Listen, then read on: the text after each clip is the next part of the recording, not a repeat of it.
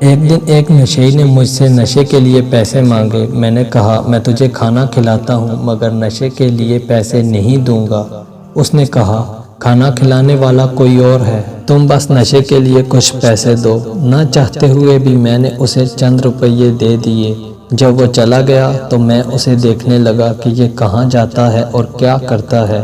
قریب میں کہیں شادی کا پروگرام تھا، لوگ کھانے کے برتن ادھر سے ادھر لے جا رہے تھے۔